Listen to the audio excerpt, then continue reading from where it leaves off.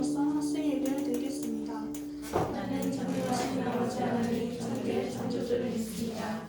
나는 그를 위하신 아들 우리 주 예수 그리스도를 믿습니다. 그는 성령을 받들어 동정녀 마리아에서 나시고 동정녀 마리아에게 고난을 받아 십자가에 못 박혀 죽으시고 감사든지 사흘 만에 죽은 자 가운데서 다시 살아나셨으며 하늘에 오시어 전능하신 아버지 하나님 편에 앉아 계시다가 거기로부터 살아있는 자와 죽은 자를 심판하러 오십니다. 나는 성령을 믿으며 거룩한 공교회와 성도의 일체와 진리를 소속하는 것과 몸의 말과 영생을 믿습니다. 아멘. 기도하겠습니다. 하나님, 오늘 하루도 아버지 이렇게 학생 예배에 나와서 예배를 드립니다. 아버지, 학생 예배 가운데 아버지 정말 저희가 아버지 앞에 진심으로 아버지 앞에 예배 드릴 수 있도록 아버지께서 저희를 이끌어 주시옵시고, 오늘 나오지 못한 학생들이 있습니다. 그 학생들 아버지 다음 주에는 정말 아버지 앞에 나오기 원하는 마음으로 아버지 이곳에 나올 수 있도록 아버지께서 도와주시옵소서. 아버지, 오늘 말씀 들을 때 저희가 그 말씀을 듣고 정말 아버지 앞에 진심으로 생각하고 아버지 일주일 동안 살아갈 수 있도록 이렇게 도와주시옵소서. 예수님 기도드립니다. 아멘. 오늘 찾으실 말씀은 느헤미야 2장 1절부터 10절 말씀입니다.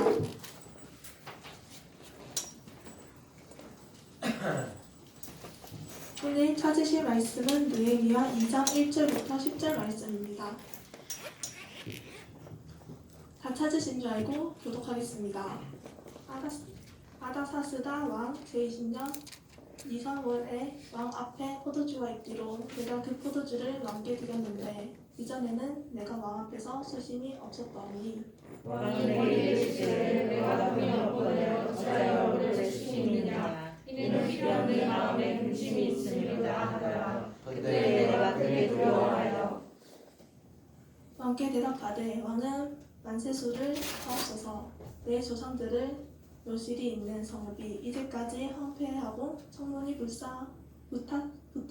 불탔사오니 내가 어찌 얼굴에 수심이 없사오리까 하니 왕이 내게 이르시되 그러면 내가 무엇을 원하느냐 하시기로 내가 하늘의 하나님께 묻고하고 왕께서 왕에게 아뢰되 왕이 많이 좋게 여기시고 종이 왕의 묵전에서 은혜를 얻사오며 나를 유다 땅 나의 조상들의 묘실이 있는 성읍에 보내어 그 성을 건축하게 하옵소서 하였는데 그때 왕은 왕 곁에 앉아 있었더라. 왕이 내게 이르시되 내가 몇 나라에 다녀올 중이며 어느 때에 돌아오겠느냐 하고 왕이 나를 보내기를 좋게 여기시기로 내가 기한을 정하고 내가 또 왕에게 아뢰되 왕이 많이 좋게 여기시거든 강 서쪽 총독들에게 내리시는 조서를 내게 주사 그들이 나를 용납하여 유다에 들어가기까지 통과하게 하시고 또 왕의 상임 강도 하사엘에게 조서를 내리사 그가 성전에 속한 영문의 관과 성곽과 내가 들어갈 집을 위하여 들고 쓸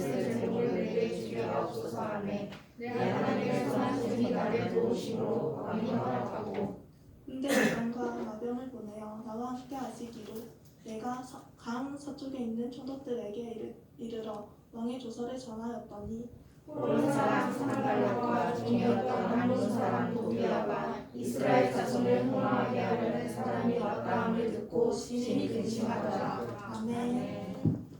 권혁주 목사님께서 기다림과 준비라는 주제로 강론하시겠습니다.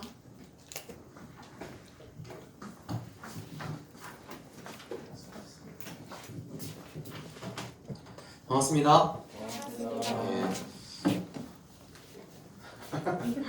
네, 수연쌤 머리 이쁘게 하고 왔어요. 박수 한번 주세요. 네. 저도 머리 하고 왔습니다. 박수. 박수 소리가 억지로. 잘 지냈어요? 네. 지난주에 문제 내는 거 괜찮았어요? 퀴즈 반별로 모여가지고 이번 주도 할 겁니다.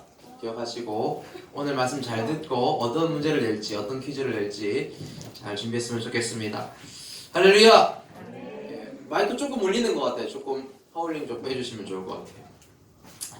기도하다가 우리는 낙심할 때가 많아요. 그렇죠? 낙심 이런 뭘 말이냐면 실망한다 이런 말입니다. 기도하다가 실망할 때가 많다. 더 엄밀히 이야기하면 우리는 기도하다가 자주 낙심하기도 하고 실망하기도 한다. 기도와 낙심은 별로 연관성이 없어 보이는 단어인데 그러나 우리가 기도에는 언제나 연관 검색어로 낙심이 따라오게 돼 있다. 그래서 예수님도 누가복음 18장에 보시면 항상 기도할 것을 가르치시면서 낙심하지 마라 이렇게 이걸 비유로 가르치십니다. 왜 우리는 낙심하게 될까요? 왜 우리는 기도 가운데 실망하게 될까요? 나는 기도하다가 한번 실망해 본 적 있다. 기도하다가 다 없네. 나만 실망했나? 왜 우리는 낙심하게 될까? 기도는 열심히 하지만 응답이 더딜 경우에 그리고 응답을 기다리는 시간이 내 예상보다 길어지면 우리는 낙심하게 된다. 실망하게 된다. 근데 기도하면 기도할수록 그런 걸 느껴요. 내 시계의 초침과 하나님의 시계의 초침이 현격히 다르다라는 것을 우리가 종종 느끼게 됩니다. 나는 이 문제를 좀 빨리 해결해 주셨으면 좋겠는데 지금이 적시 같은데 하나님 이때 나타나셔서 한 방 빡 날려주셔야 되는데 그런데 하나님은 미동가지 않고 그냥 뒷짐지고 계시는 것처럼 느껴질 때가 우리 삶에는 너무나도 많다라는 겁니다. 얼마 전에 하임이가 자기 인생의 이 신앙의 회의감을 처음 딱 느꼈나 봐요. 그리고 나한테 와서 이렇게 얘기하더라고. 아빠, 하나님 안 계신 것 같아. 이렇게. 제가 속으로 올 게 왔네 이러면서 왜? 이러니까 아니 코로나 없애달라고 기도하는데 안 없애주잖아. 귀엽죠? 코로나 없애달라 했는데 안 없애주잖아. 하나님 없는 것 같아. 이렇게 하는 거야. 사실 저도 그 얘기에 대해서 에이 아니야 이렇게 하지만 속으로 제가 말을 안 해서 그렇지 기도의 인도를 할 때마다 고민을 많이 해요. 어떤 고민을 하냐면 우리 모일 때마다 코로나 뽑아달라고 기도 많이 하거든요. 뿌리채 뽑아주십시오. 막 기도한단 말이에요. 엄청 열성 우리 중고등 예배 때는 잘 안 하지만 수요 기도회나 금요 기도회나 이럴 때는 막 엄청 막 뜨겁게 모든 성도들이 막 뜨겁게 기도한단 말이에요. 근데 뿌리는커녕 지금 잎사귀도 안 떨어질 판이라 지금. 그리고 기도하면서 코로나에 대한 기도를 뺄까 이런 고민을 많이 해요. 혼자. 네. 여러분 눈빛은 저만 믿음 없는 인간 이래서 보지만 민망하잖아요. 우리 목사가 막 샤우팅 치면서 막 주여 뽑아 주시옵소서 이러는데 아무런 미동이 없어. 목사가 폼이 안 살잖아. 그래가지고 뺄까? 아마 여러분 표현하진 않지만 저희 부자와 동일한 마음일 수도 있을 것 같다 생각이 듭니다. 왜 안 들어주시나 이렇게 기도하는데 결국 코로나 때문에 지금 이 사단이 났잖아요. 무슨 사단? 정부는 교회 보고 막 소모임 막 금지하라고 하고 막 수련의 날짜 계속 바뀌고 막 하니 많이 말들이 오가고 지금 이 사단이 났는데 아니 이때쯤 하나님이 좀 움직여 주셔야 되는 거 아닌가? 인간적으로 그런 생각을 한단 말이에요. 우리가 기도함에도 불구하고 변하지 않는 상황, 아직 응답되지 않는 기도 제목들을 보면서 우리에게 낙심이 찾아오게 됩니다. 느헤미야서 2장 1절 한번 보세요. 2장 1절. 느헤미야가 아닥사스다 왕 20년 미사노래 이렇게 돼 있어요.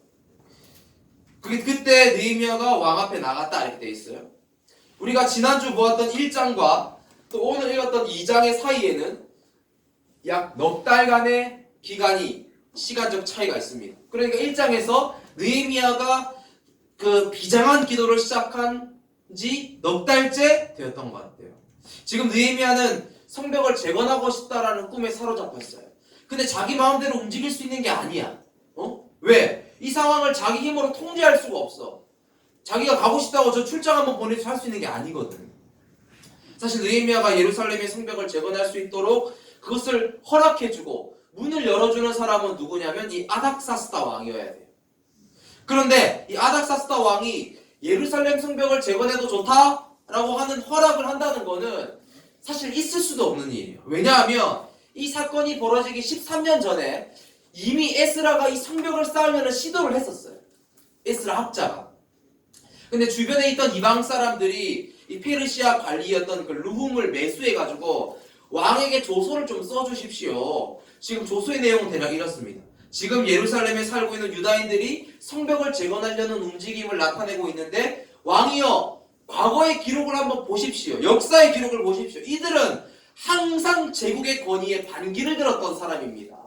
예? 이들을 가만히 내버려 두시면 나중에 페르시아의 제국에 반역할 것이고 세금도 안 될 것이고 나중에 제국의 골칫덩어리로 남게 될 겁니다. 그러니 공사를 지금 멈춰야 됩니다. 이렇게 조서를 올렸어요. 왕이 그 조서를 딱 읽고 역사책을 뒤져봅니다. 그리고 바벨론 시대 때부터 이들이 저항하고 반란이 있었다라는 기록들을 찾아내서 내가 다시 명령하기 전까지는 너희가 이 성벽을 세우면 안 돼! 라고 도장을 딱 찍었어. 정세균 총리가 나와가지고 교회 소모임 금지입니다! 라고 말하는 것처럼 딱 찍은 거예요. 근데 총리와는 상상할 수 없는 위치지.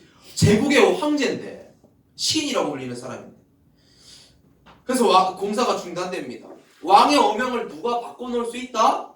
가능하지 않을 뿐더러 시도하면 뭐야 이거? 반역입니다. 반역. 이 관직에서 박탈되는 건 물론이고 자기 모가지도 그냥 댕강 날아가는 상황이에요. 근데 여러분 성경에 아주 기가 막힌 말씀이 있어요. 한번 보십시다. 잠언 21장 1절. 예. 자, 아닥사스다 누구냐면 여러분 영화 300 봤어요? 안 봤죠? 너무 옛날 영화가. 300 보면은 저 뒤에 머머리 아저씨 저분이 아닥사스다 왕이에요. 아시겠죠? 네. 예. 아무튼 죄송합니다. 저 아하수에로 왕이에요. 미안해요. 아닥사스다 말고 아하수에로. 이 사람 누구냐면 에스더 알죠? 에스더. 네. 에스더 남편. 이 사람이 나는 관대하다. 이게 왕이야. 이거 TV예요? 아세요? 네. 뭐라고 돼 있냐? 우리 잠언 21장 1절 읽어보겠습니다. 시작. 왕의 마음이 여호와의 손에 있으니 마치 보물과 같아서 그가 임의로 인도하시느니라. 아멘. 여러분 개역 개정을 읽어주셨고 저는 쉬운 성경을 드리는 거예요. 왕의 마음은 뭐와 같아서? 흐르는 물줄기 같아서. 그게 누구 손 안에 있다? 주님의 손 안에 있다. 주님이 원하신 대로 왕을 이끌 수 있다. 그러니까 느헤미야는 왕의 마음을 바꿀 수 있는 능력도 없고 바꾸려고 하는 시도도 못하지만 여호와 하나님께서 왕의 마음을 붙들고 계시는 분이기 때문에 그가 할 수 있는 유일한 일 뭐예요? 기도하는 거예요. 그가 보기에 불가능한 일을 기도 가운데 품고 있었다라는 겁니다. 근데 그 기간이 몇 달? 넉 달. 우리야 뭐 그 사건이 한참 지난 뒤니까 넉 달 뭐 기도하는 건 뭐 어렵나 뭐 이렇게 생각할지 모르지만 기도를 하며 기다릴 수밖에 없는 그 사람의 입장에서는 마치 하루가 천년같이 여겨질 수도 있다. 여러분 그냥 기억하십시오. 기도의 응답을 기다리는 중에 우리의 기도는 깊어지는 거예요. 아멘. 기도 속에 기다림도 깊어지는 겁니다. 우리는 그 기다림 속에서 사색을 하게 됩니다. 사색. 만약 우리가 기도할 때마다 하나님이 막 제깍제깍 응답해 주신다면 입을 떼기도 전에 택배 갔다 왔어. 그럼 어떻게 될까? 우리의 믿음은 아주 경박스러워질 거예요. 우리는 기도를 하지 않게 될 겁니다. 결국에. 우리 안에 기도함에도 불구하고 변하지 않는 상황, 아직 응답되지 않는 기도 제목들이 있다는 것, 하나님께서 우리를 지금도 기도의 자리로 부르시는 것이고 기도의 자리로 초청하는 것이고 그 기도를 통해서 하나님을 향한 소망, 눈에 보이지 않지만 하나님을 향한 소망을 가르쳐주기 위함이에요. 우리가 기도를 통해서 배워야 되는 것은 그 기다림이라는 시간을 통해 응답받는 비결을 배우는 것이 아니라 오랜 기다림 속에서 하나님의 뜻이 무엇인가 이걸 관조할 수 있어야 된다라는 겁니다. 우리는 이 코로나 위험 속에서 하나님의 뜻이 무엇인지 볼 수 있어야 돼요. 하나님 뜻이 뭘까? 기도해도 빨리 종식되지 않아. 하나님 뜻이 어디 있을까? 이 결론은 설교 마무리 때 짓도록 하겠습니다. 자, 그렇게 기도한 느헤미야는 그날도 어김없이 자기의 공직을 수행합니다. 우리 1절과 2절 같이 한번 읽어보겠습니다. 시작. 아닥사스다 왕의 이신이여 닉사노네 왕의 포도주가 있고 내가 그 포도주를 왕에게 드렸는데 이전에는 내가 왕 앞에서 수심이 없었더니 왕이 내게 이르시되 네가 병이 없거늘 어찌하여 얼굴에 수심이 있느냐 이는 필연 네 마음에 근심이 있음이로다 하더라. 그때 내가 크게 두려워하여. 왕이 물어보는 거예요. 야, 안색이 안 좋네. 이렇게 하는 거죠. 너 아픈 거 같지 않은데 무슨 일 있어? 라고 물어보니. 자, 우리가 그 당시에 실제 상황을 보는 게 아니고 이 글로 쓰여진 대화를 읽고 있기 때문에 그 말의 어투를 우리가 간과할 수 있거든. 지금 네가 안색이 안 좋구나. 야, 몸 안 좋으면 병가 쓰고 조퇴해. 이런 의미가 아니에요. 상대방을 걱정하는 말투가 아니에요. 제국의 황제가 한낱 포로로 잡혀온 관리를 걱정해줄 이유가 뭐가 있겠어요? 지금 뭐라고 하냐면 이 암살과 독살의 위험 가운데 노출 가운데 있던 이 왕이 그 얼굴의 안색을 놓치지 않는 거예요. 딱 잡아채는 거죠. 표정이 왜 그래? 아픈 거 같지 않은데 여기 뭐 탔지? 여기 뭐 탔지 여기? 수면제 탔지? 설교 빨리 끝내는 약 탔지 이거? 누가 당신한테 못 찔러줬어? 너 나랑 관계 좋았잖아. 지금 이런 분위기. 그러니까 이 느헤미야가 내가 크게 두려워했다 이렇게 하는 거는 좀 더 정확히 번역하면 나는 공포에 질렸다 이런 표현. 죽을 것 같다. 왕이 나를 이 철퇴로 쳐라 이렇게 할 것 같은 거예요. 지금이 굉장히 긴급한 상황인 거예요. 모든 왕궁의 법도가 다 똑같겠지만 당시 페르시아 왕궁의 그 관습에 의하면 신하는 아무리 슬프고 아무리 힘들고 그 개인적인 일이 있어도 왕 앞에서 자기의 감정을 드러낸다? 이거 있을 수도 없는 일이거든. 응? 당장에 목이 날아갈 수 있는 상황이었어. 잠언에 보면 어떤 구절이 있냐면 이렇게 돼 있습니다. 유순한 대답은 분노를 시게 한다. 이렇게 돼 있습니다. 느헤미야의 대답이 그 왕의 분노를 컴다운 시키는 거예요. 자, 뭐라고 이야기하냐면 이렇게 이야기합니다. 그는 나의 조상의 묘실이 있는 성읍이 황폐하고 불에 탔다 이렇게 이야기합니다. 이 말이 왕의 공감을 불러일으키고 측은지심을 일으키고 동정심을 유발시켰던 이유는 뭐냐면 당시 페르시아인들 역시도 조상들의 무덤을 굉장히 중요히 여겼어요. 그러니까 이 느헤미야 마음을 공감할 수 있었던 거예요. 자, 느헤미야의 지혜로운 말이 왕의 마음을 녹여버립니다. 여러분 이게 말의 힘이에요. 여러분 사람의 마음을 감동케 하고 공감을 불어일으키고 지혜로운 말을 갖게 되시기를 주의 이름으로 축복합니다. 어떻게 해야 감동이 되는 말을 할까? 네? 오늘 찬영이 오늘 예쁘네. 나랑 커플인데 이런 말은 찬영이를 불쾌하게 만드는 말이에요. 네? 공감을 불러일으키는 말이 아니고. 근데 사람마다 공감을 불러일으키고 기분 좋게 하는 말은 달라요. 그렇죠? 누군가는 칭찬해주는 말, 누군가는 격려해주는 말, 또 누군가는 이렇게 옷을 예쁘게 입고 왔는데 깔치 같다 이런 거. 그런 거지. 그러니까 자, 사람마다 다 다르게 돼 있어. 그런데 우리가 그 사람에게 맞추는 거는 어려우니까 잘 못할지라도 그러면은 잘 모르겠으면 이 말은 안 하면 돼. 감동이 안 되는 말은 안 하면 돼. 우리 안에 논란을 일으키는 말, 듣고 저 사람이 기분 나쁘겠는데 이렇게 생각하는 말은 하지 마. 뭐가 있을까요? 남 욕하는 거, 그리고 가십하는 거, 뒷담하는 거, 비난하는 거, 헐뜯는 거, 평가하는 거, 그런 거 하지 마. 그렇게 하면 교회에는 마음이 착 깨지게 돼 있어. 만약에 평가로 어떤 지적질로 사람이 바뀔 것 같으면 예수님 십자가 지실 필요 없지. 베드로한테 맨날 잔소리하겠지. 아이 믿음 없는 자식아 이러면서. 근데 예수님은 십자가를 탁 지셨단 말이에요. 잔소리 평가 이런 거 하지 마세요. 칭찬해 주시고 격려해 주시고 잘한다 해 주시고 그렇게 하세요. 왕의 마음을 누그러뜨립니다. 그리고 왕이 이렇게 대답해요. 내가 너에게 무엇을 해주기를 원하느냐 이렇게 묻습니다. 여러분 이 순간을 위해서 넉 달 동안 기도했어요. 넉 달.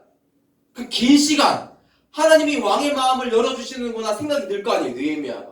그때 느헤미야가 그동안 준비했던 것들을 막 끄집어내기 시작합니다. 자, 5절부터 9절까지 보겠습니다. 총 5가지를 요구합니다. 첫 번째는 뭘 요구하냐면 자신을 예루살렘 성으로 보내서 건축할 수 있도록 해주십시오. 5절 같이 읽어볼까요? 시작.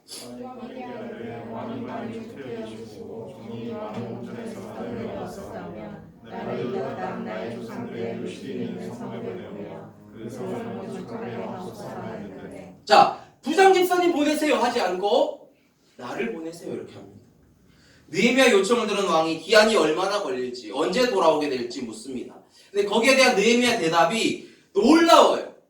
느헤미야의 머릿속에 모든 시나리오가 다 짜져 있어요. 지금 마치 이 순간을 기다렸다라는 것처럼 느헤미야 입에서 치밀한 계획들이 거침없이 쏟아지게 됩니다. 6절부터 보시면 그 나머지 요구사항을 쭉 제가 말씀드릴게요. 두 번째는 재정적으로 후원해달라고 합니다. 왕한테. 이 세상이 제일 부자 아니야 왕이. 당신 나를 후원해 주십시오. 세 번째, 주변 총독들에게 조서를 보내가지고 내가 예루살렘까지 1600km의 거리인데 1600km의 거리인데 그 거리를 안전하게 갈 수 있도록 톨게이트를 안전하게 통과할 수 있도록 하이패스권 주십시오 이렇게 하는 거예요. 또 성을 건축하는 데 필요한 목재들을 공급해 주십시오. 다섯 번째, 자기에게 유대 총독의 직위를 주십시오. 이렇게. 여기서 얼마나 걸릴 것 같아? 그 질문에 글쎄요, 가봐야 알 것 같은데요. 저 모르겠어요. 저도 한 번도 해본 적이 없어가지고 일단 가서 보고 하겠습니다. 그렇게 하지 않았어요. 정확한 타임테이블이 느헤미야의 머릿속에 들어있었다라는 거죠. 4개월이라는 이 기도의 시간은 그냥 막 기도만 하고 있었던 것이 아니고 그 기도의 시간을 통해서 예루살렘 성벽을 재건할 때 필요한 것들이 무엇인지 모든 사전적 준비를 다 했다라는 거. 그거 얼마나 디테일했냐면 목재를 지원해줄 왕실의 살림 청장 아삽의 이름까지 다 기억하고 있는 치밀한 계획, 치밀한 준비. 예? 한옥 목사님이 쓰신 책 중에 이런 책이 있습니다. 책 제목부터 정말 놀라운 제목인데 이런 제목이에요. 순간을 위해서 평생을 준비하라 이런 말이 있어요. 멋있죠? 와, 제가 그 책 제목을 딱 보고 책 제목만 보고 딱 샀잖아. 와, 순간을 위해서 평생을 준비하라. 느헤미야 인생을 한 줄로 정리하면 이런 삶입니다. 왕 앞에 서기 전에 느헤미야에게 기다림이라고 하는 이 넉 달의 시간은 아주 치밀하게 기도하고 철저하게 계획하고 준비하는 시간이었다 라는 거죠. 자, 이 느헤미야 이야기를 우리에게 가져와 보겠습니다. 우리에게. 기도는 하지만 아직 응답되지 않는 상황 속에서 우리가 하나님의 뜻을 찾고 거기에 맞게 준비해야 합니다. 어떤 준비? 여러분, 우리는 어느 누구도 경험해보지 못한 상황을 현실로 이렇게 받아들이게 됐습니다. 처음에 코로나가 왔을 때 몇 달 지나면 괜찮겠지 라고 생각을 했단 말이에요. 근데 이게 너무 장기화되고 있어요. 의외로. 지금 저는 코로나19가 그냥 잠시 왔다가 가는 전염병이라고 생각은 안 합니다.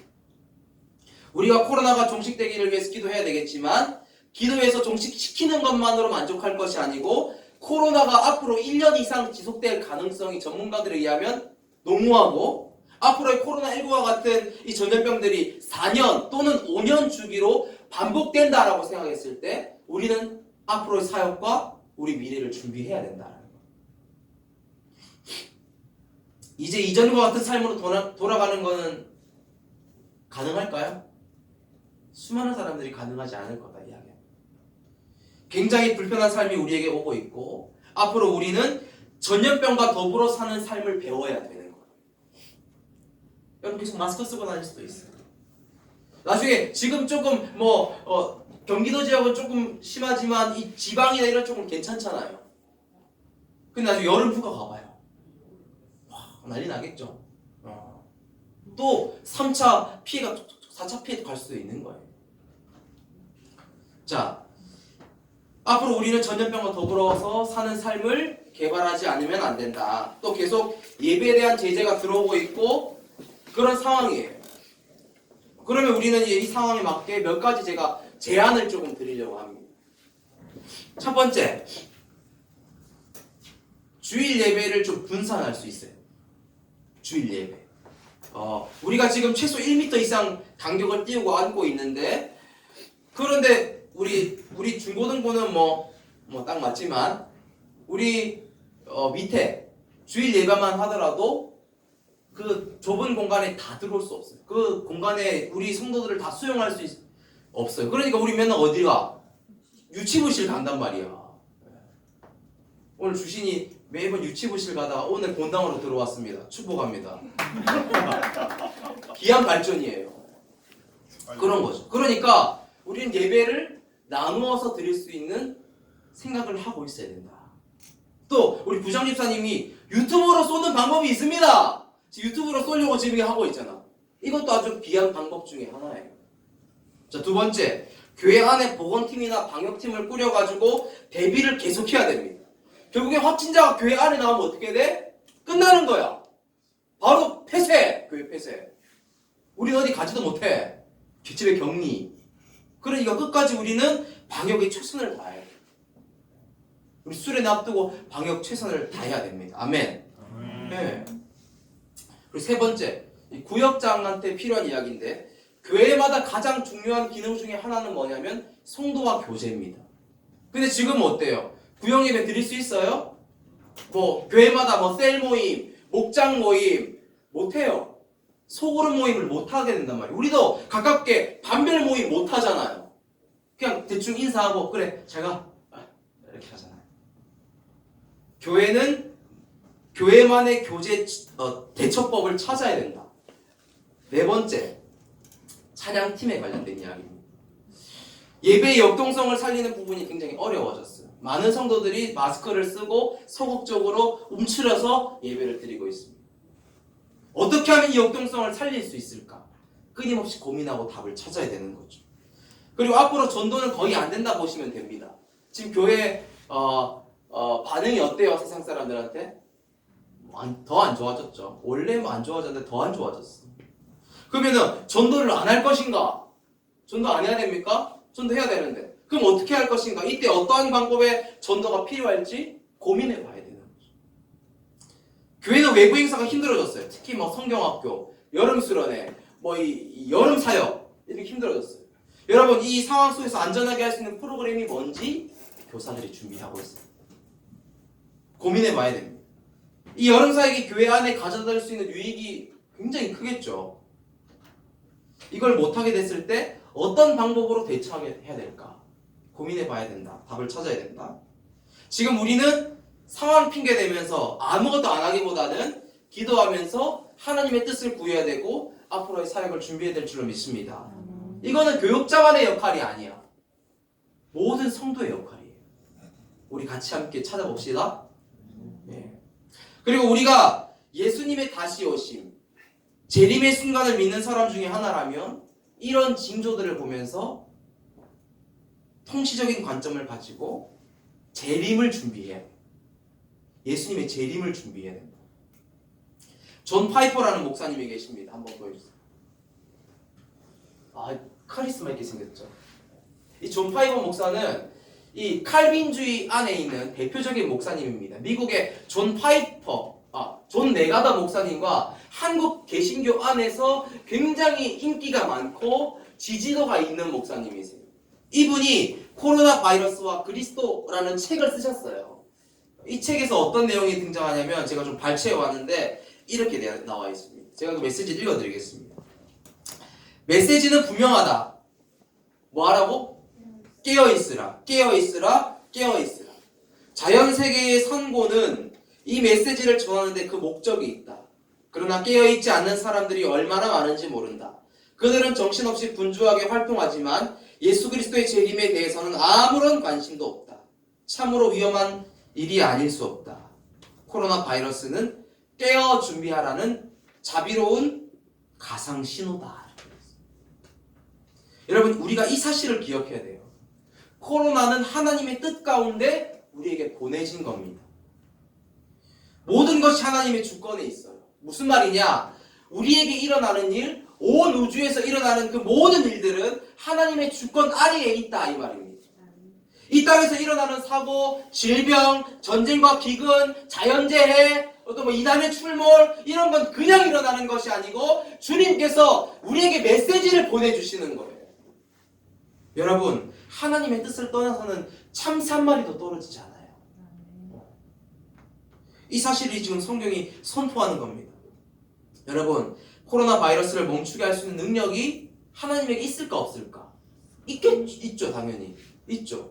근데 왜 멈추지 않으실까? 그렇게 하지 않으시는 이유는 우리를 사랑하지 않아서가 아니고 우리를 괴롭히려고 하는 것도 아니고 우리에게 필요한 메시지를 던져주기 위해서예요. 우리가 그 뜻을 깨우쳐 알 수 있도록. 아멘. 여러분 끝이 오고 있어요. 끝이 오고 있다니까요. 주님이 말씀하신 내가 곧 올 때가 됐다. 여러분 언제 주님이 재림하셔도 이상한 때가 아니에요. 지금. 제가 제 모교회 제가 여러분 나이 때 저도 교회를 다녔을 거 아닙니까? 목사가 되기 전에 저는 감천제일교회를 다녔는데 그 교회 원로 목사님이 얼마 전에 소천하셨어요. 그 목사님 은퇴하셔도 정정하셨거든요. 오히려 사모님이 걸어다니는 종합병원이셨어요. 맨날 투석하고 병원 다니고 고신의료원 목사님이 모시고 가고 그렇게 하셨단 말이에요. 그래서 우리가 생각할 때 아유 사모님이 먼저 가시겠다 생각했거든요. 근데 사모님은 괜찮으신데 목사님이 갑자기 돌아가셨어요. 여러분 주님의 재림도 갑자기 오지만 우리 인생의 종말도 언제 끝날지 모르는 일이에요. 오늘 건강했다가 내일 갈 수도 있어요. 여러분 여기 지금 안전하게 앉아있지만 내려가면서 어떤 일이 일어날지 몰라요. 우리는 항상 역사의 끝자락에 서 있습니다. 근데 이거는 2000년 전의 사람도 이렇게 이야기했어요. 우리는 역사의 끝자락에 살고 있다. 왜? 본인한테는 그게 끝이거든. 자기한테는. 여러분 우리는 역사의 마지막 때를 살고 있는 겁니다. 여러분 코로나를 보면서 두려워하거나 근심해야 될 게 아니라 다시 오실 주님 앞에 나는 준비되어 있는가.